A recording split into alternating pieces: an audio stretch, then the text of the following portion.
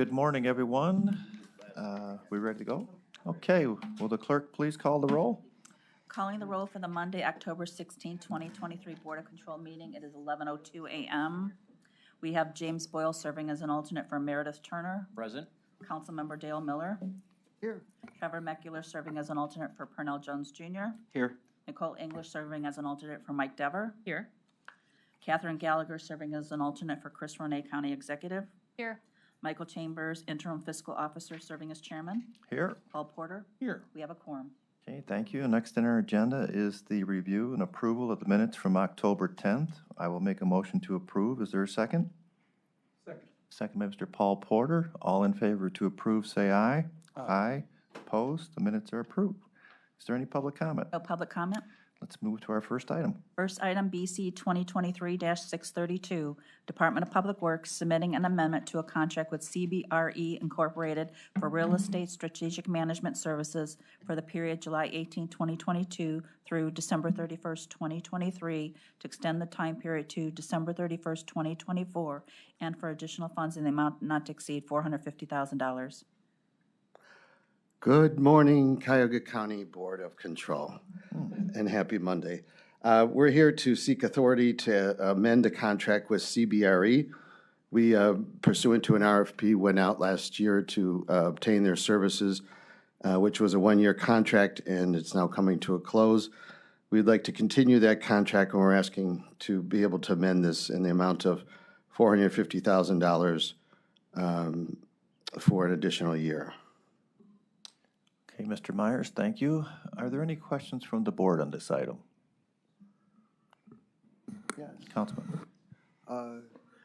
Can you just describe what the work plan is going to be on this? Well, the work plan is we probably have as much real estate going on at any time since I've been here. So particularly with continuing some work with the jail, we have an RFP out for a new courts tower or a renovated courts tower. We have, we're looking at consolidation of space or opportunities to maximize our leases and our own buildings. So they're pretty much on hand to be able to help us when we have additional information or an outside look at what we're doing to have just some validation of directions or thoughts. Do we have a timeline for when a decision is going to be made as to whether the court's facilities are going to be renovated at their current site or whether we're going to get new facilities?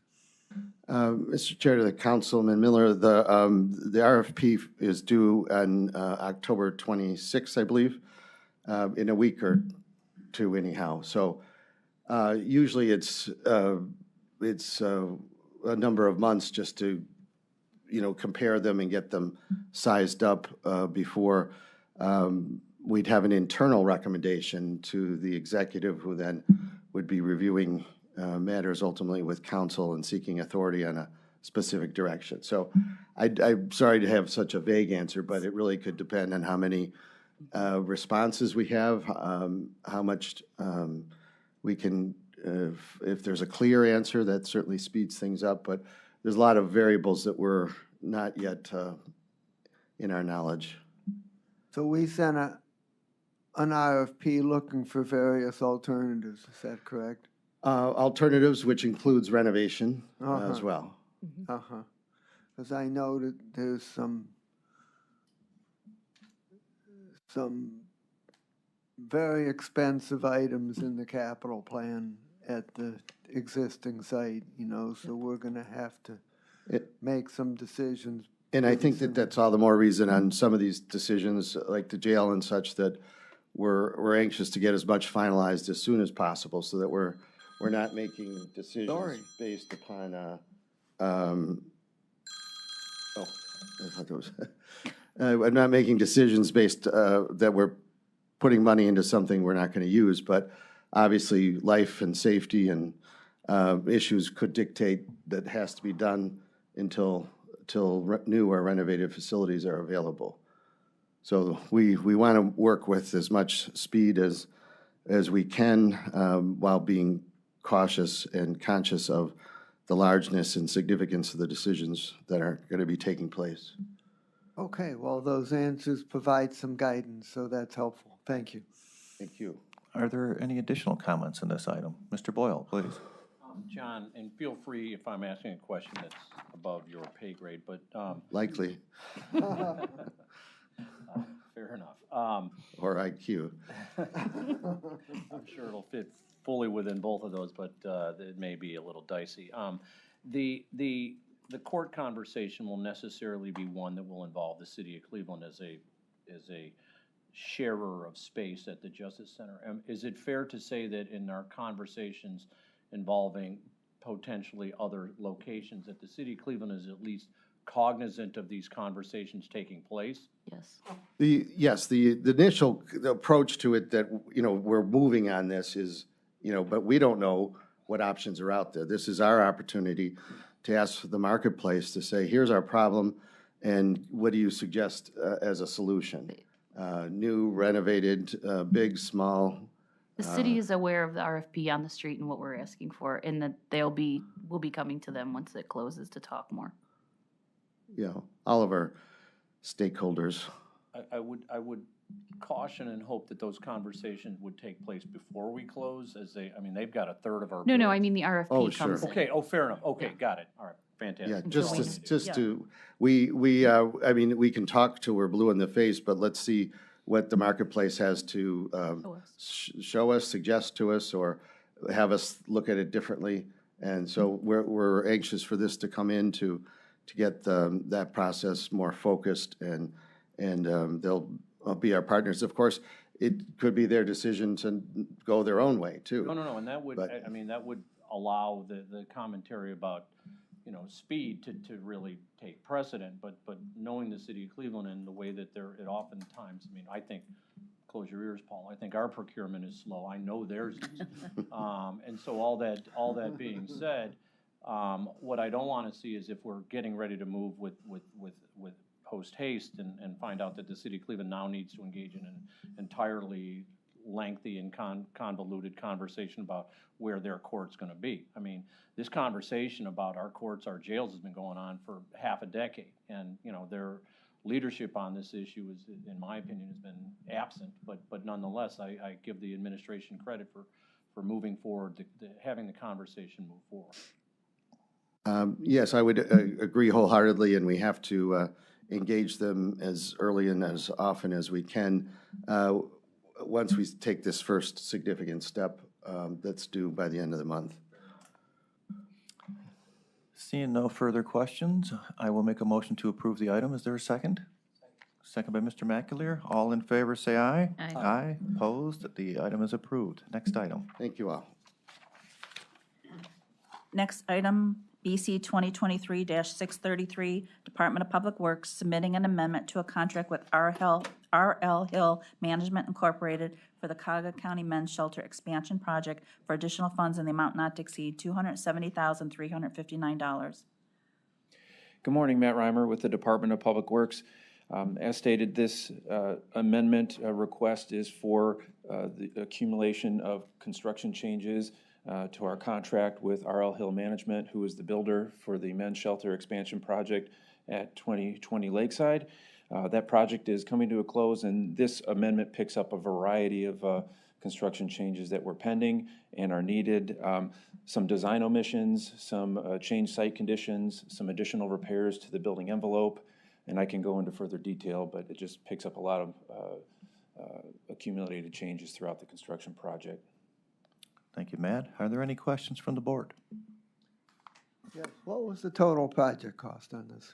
So this amendment would bring the total construction cost to just over 4.2 million. I apologize, Councilman, I don't have the exact That's number, close but I enough, think it's yeah, 4.22 okay. million specifically. And what's the expected completion date?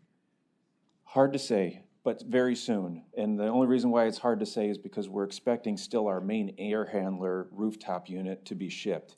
We have a tentative ship date of the end of November on that air handler unit. At that time, most of the construction, almost all the remainder of the construction tasks will be completed. We're just waiting on the arrival of that main HVAC unit to be able to complete that work and then occupy. So we are really hopeful that we can still salvage the end of the calendar year for the occupancy of the shelter. Okay. Are there any additional questions? The ARPA funds are paying for the whole thing. General fund revenue loss, but yes, sir. Seeing no further questions, I will make a motion to approve. Is there a second?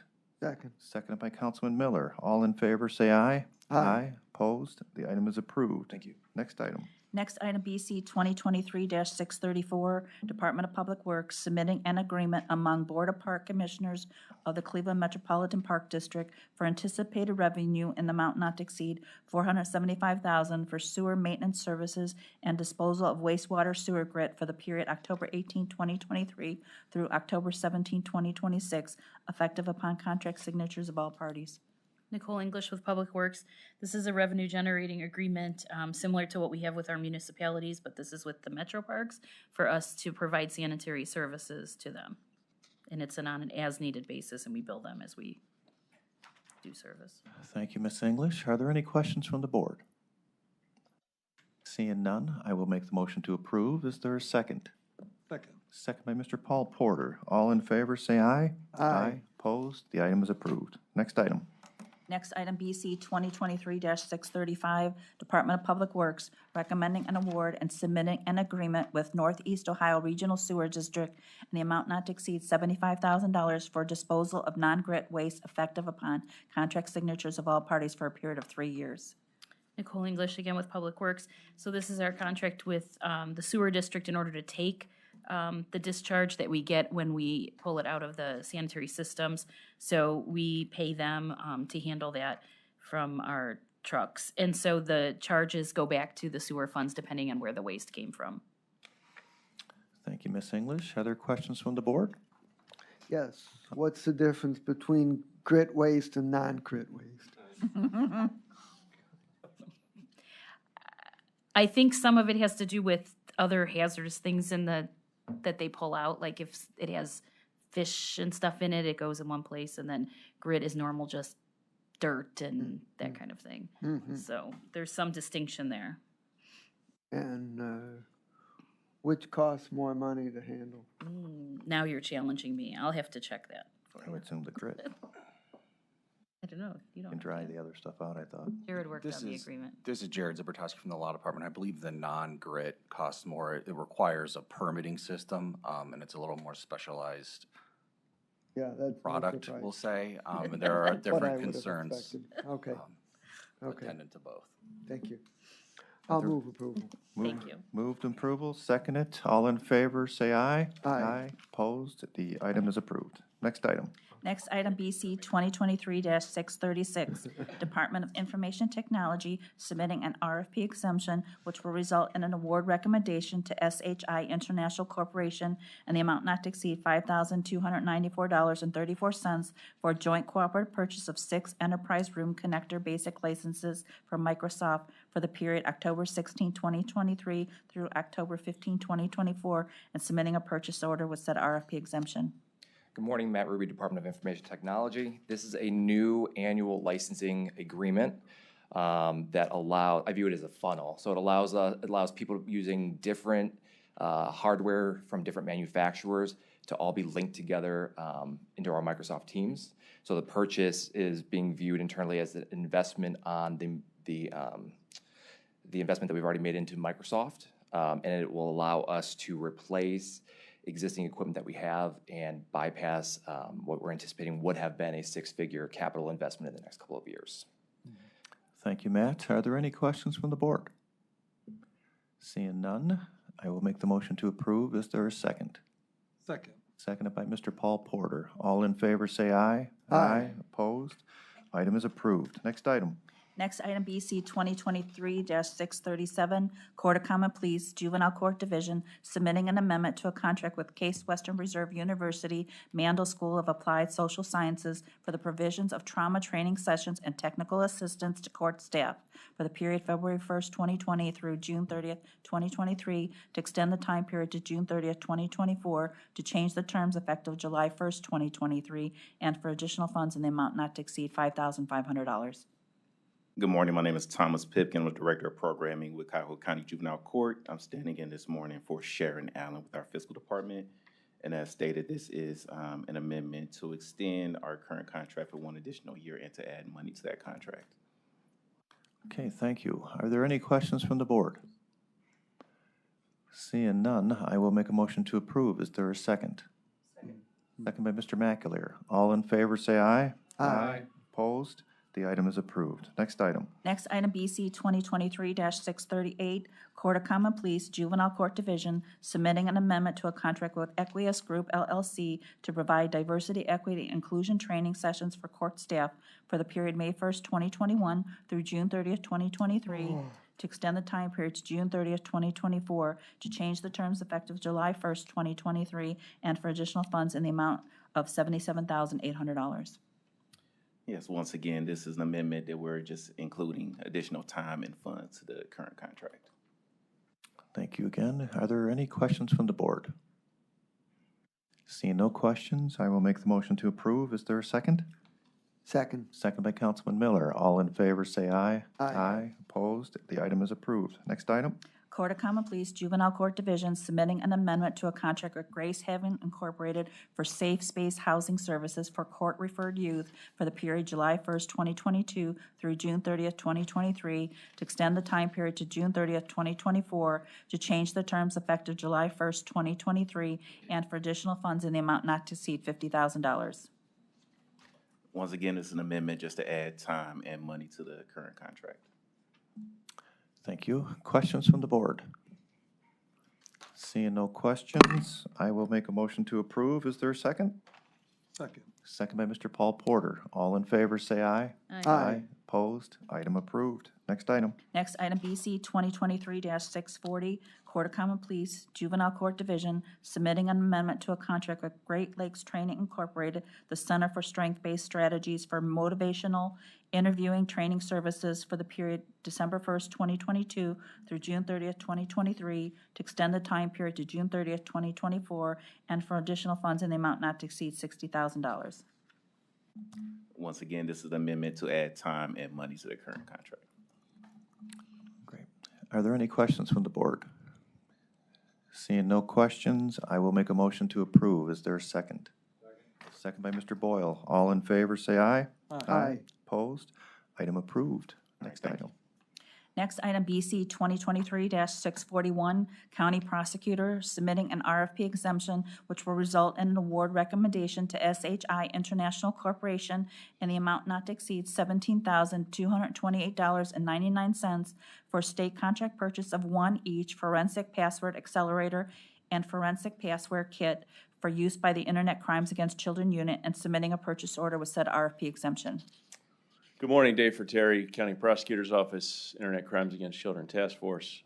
The Forensic Password Accelerator is a piece of physical hardware that will be installed in our server.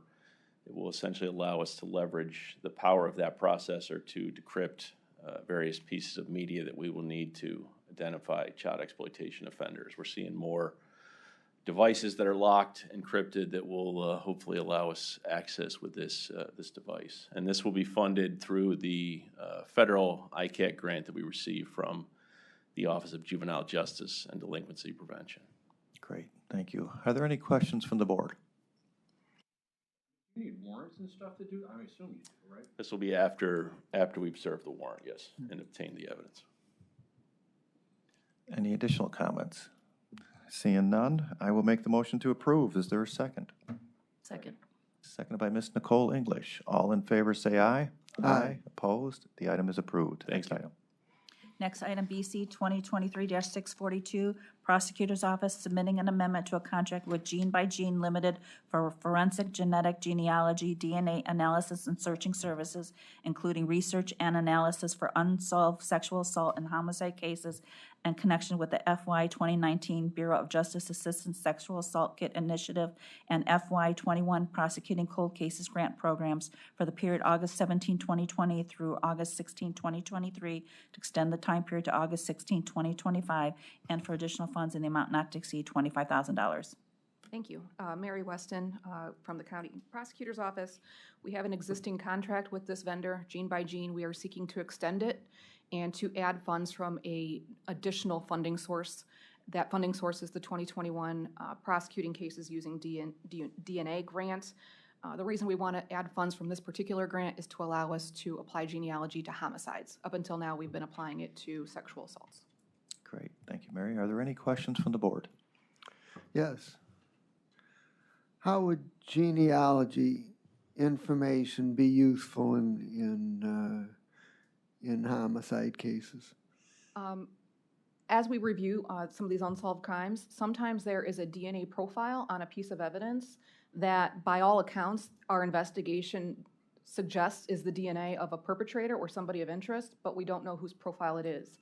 And we can put, oftentimes that profile is even in the CODIS database, right, the offender database, but is not producing a hit or a match or any lead for us. In that case, we still want to know who that DNA profile is, and if CODIS is not giving us a link, we seek to get links through genealogy databases. And so we'll take that DNA profile, we'll send it to Gene by Gene, the vendor here. We ask them to develop a SNP profile, which is a different kind of DNA profile than can go into CODIS. And if they are able to develop that SNP profile, which is a single nucleotide polymorphism, they seek to put that into Family Tree DNA or GEDmatch, which are two databases where people often put their own DNA to try to research their family. And through that kind of research, we have obtained leads in sexual assault cases that we can then further investigate to try to identify offenders. And so we have solved 9 stranger rapes in this way to date, and we are seeking to apply this technology to homicides as well through this grant. Okay, well, go get them. Thank you. I'll try. It seems weird to me that the grant would, did the grant specify that it can only be used for sexual, or is that why we had you're here on a kind of a different twist? It seems like it, I mean, DNA is DNA. I'm surprised that it would only be specified. It's through the grant. So the grant, up until now, we've been funding this technology through our Sexual Assault Kit Initiative grant funding. But we have this other grant, the Prosecuting Cases Using DNA grant, where we have sought to only use that funding on homicides. And so we have money set aside in that grant for genealogy for homicides only. We're trying to tap into that grant through this. Okay, any final questions? Seeing none, I will make the motion to approve. Is there a second? Second. Seconded by Councilman Miller. All in favor, say aye. Aye. Aye. Opposed? The item is approved. Next item. Next item, BC 2023-643, Sheriff's Department submitting an RFP exemption which will result in an award recommendation to Nexstar Broadcasting in the amount not to exceed $12,600 for professional video shoots and television advertisement services with Fox 8 News for recruitment of sheriff deputies for the period September 1st, 2023 through October 31st, 2023, and submitting a purchase order with said RFP exemption. Chris Costin, Sheriff's Department. We're requesting an award to Nexstar Broadcasting, which is Fox 8, for recruiting of our sheriff deputies. Thank you, Chris. Are there any questions from the board?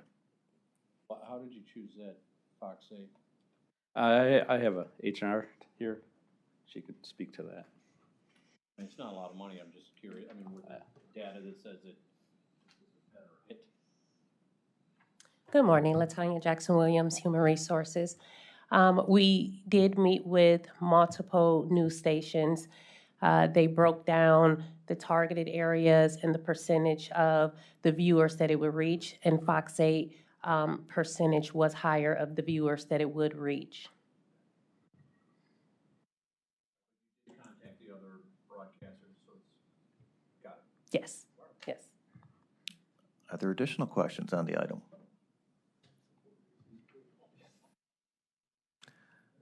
Seeing no further questions, I will make a motion to approve. Is there a second? Second. Seconded by Mr. McAleer. All in favor, say aye. Aye. Opposed? The item is approved. Next item. Next item, BC 2023-644, Department of Health and Human Services, Cuyahoga Job and Family Services, submitting an amendment to a contract with Catholic Charities Corporation for pre-employment screening services for Ohio Works First applicants for the period July 1st, 2020 through December 31st, 2023, to extend the time period to June 30th, 2024, to amend the terms of Exhibit 2 budget effective January 1st, 2024, and for additional funds in the amount not to exceed $241,123. Good morning, Marcos Cortez with Health and Human Services on behalf of Cuyahoga Jobs and Family Services. Again, this is a contract amendment with Catholic Charities for our pre-employment screening program. Catholic Charity evaluates applicants' job readiness and identifies potential barriers to work and training activities. This will assist them in becoming self-sufficient. Okay, thank you, Marcos. Are there any questions from the board? Seeing no questions, I will make the motion to approve the item. Is there a second? Second. Seconded by Mr. Paul Porter. All in favor, say aye. Aye. Opposed? The item is approved. Next item. Next item, BC 2023-645, Department of Health and Human Services, Community Initiatives Division, Office of Homeless Services, submitting an amendment to a contract with the Bridge Foundation for fiscal agent and management services for the Identification Documentation Crisis Collaborative Program for the period September 1st, 2021 through August 31st, 2023, to extend the time period to August 31st, 2024, to change the terms of Exhibit 2 budget effective upon contract signatures of all parties, and for additional funds in the amount not to exceed $170,000. Good morning, Erin Reardon, Office of Homeless Services. This is a contract with Bridge Foundation as fiscal agent for the ID Collaborative. The ID Collaborative allows homeless families and as well as families that are at risk of homelessness to obtain identification needed to provide access to services. Okay, thank you, Aaron. Are there any questions from the board? Seeing none, I will make the motion to approve the item. Is there a second? Second by Mr. McAleer. All in favor, say aye. Aye. Opposed? Item is approved. Thank you. Moving on. Consent agenda items are BC 2023-646 through BC 2023-650. Okay, board members, just a couple items. Feel free to speak out on any of the items.